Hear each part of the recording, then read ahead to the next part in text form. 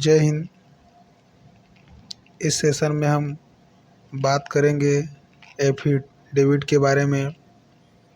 Affidavit क्या होता है, एफिडेविट कितने प्रकार का होता है।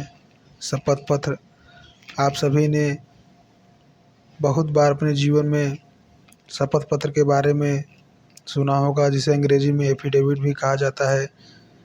शपथ पत्र एक ऐसा कानूनी दस्तावेज है, लीगल डॉक्यूमेंट, जिसकी ज़रूरत भारत के सभी नागरिकों को अपने जीवन में एक बार नहीं बल्कि बार बार ज़रूरत होती है।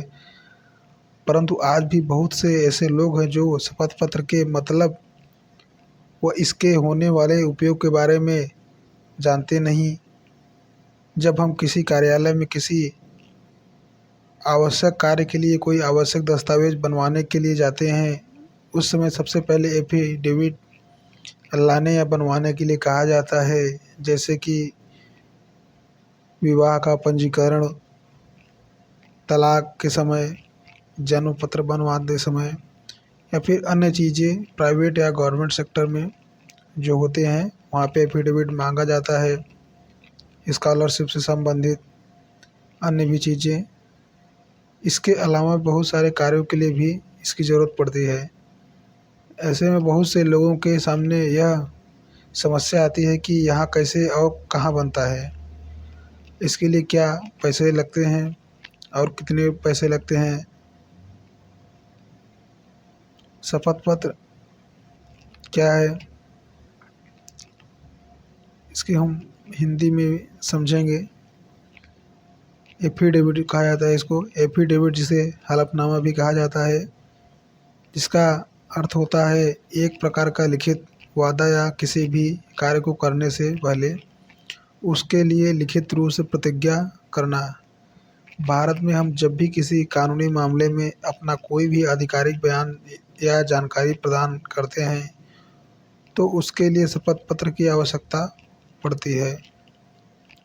शपथ पत्र एक वादे की तरह होता है कि हम जो कह रहे हैं वह सारी बातें सच हैं। किसी भी व्यक्ति द्वारा एफिडेविट के तहत की गई सारी बातें सच होने की घोषणा के बाद उस पत्र पर हस्ताक्षर किया जाता है, जिसके बाद ओथ कमिश्नर या नोटरी पब्लिक उसे प्रमाणित करता है। हमारे देश में संपत्ति खरीदने या बेचने के लिए आधिकारिक तौर पर अपना नाम बदलने व अन्य बहुत से कामों में शपथ पत्र बहुत ही अहम भूमिका निभाते हैं। शपथ पत्र कितने प्रकार का होता है, टाइप ऑफ एफिडेविट। भारत में एफिडेविट दो प्रकार के होते हैं जो निम्न है। पहला है न्यायिक, दूसरा है गैर न्यायिक। तो हम पहले पॉइंट न्यायिक के बारे में चर्चा करते हैं। न्यायिक हलफनामा किसी मामले में गवाह, विटनेस या किसी पक्ष द्वारा दिया गया एक लिखित बयान होता है, जिसे न्यायिक कार्यवाही जैसे अदालती मुकदमे में साक्ष्य एविडेंस के रूप में प्रस्तुत किया जाता है।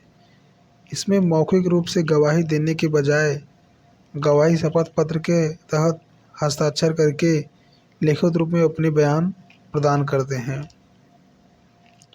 इन हलफनामों में सबूत के तौर पर अदालत में पेश किया जाता है।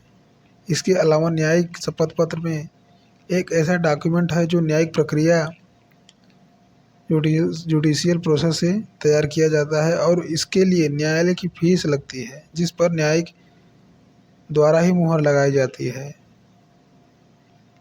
दूसरा है गैर न्यायिक। गैर न्यायिक हलफनामा सीधे तौर पर अदालती कार्यवाही से संबंधित नहीं होते। इन हलफनामों का उपयोग केवल विभिन्न उद्देश्यों के लिए किया जा सकता है, जैसे विभिन्न कानूनी, प्रशासनिक या व्यावसायिक संदर्भों में कुछ तथ्यों या बयानों की सच्चाई की पुष्टि करना। इस एफिडेविट को गैर न्यायिक स्टाम्प के ऊपर लिखकर बनाया जाता है। इसके लिए स्टाम्प पेपर का मूल्य सभी राज्यों में अलग अलग होता है। इसके लिए कीमत 10 रुपये शुरू होकर 100 रुपये से भी ज़्यादा हो सकता है। इसको मान्य करवाने के लिए नोटरी पब्लिक द्वारा हस्ताक्षर व मुहर लगवाना जरूरी होता है, तभी वह सत्यापित माना जाता है, सत्यापित करवाया जा सकता है।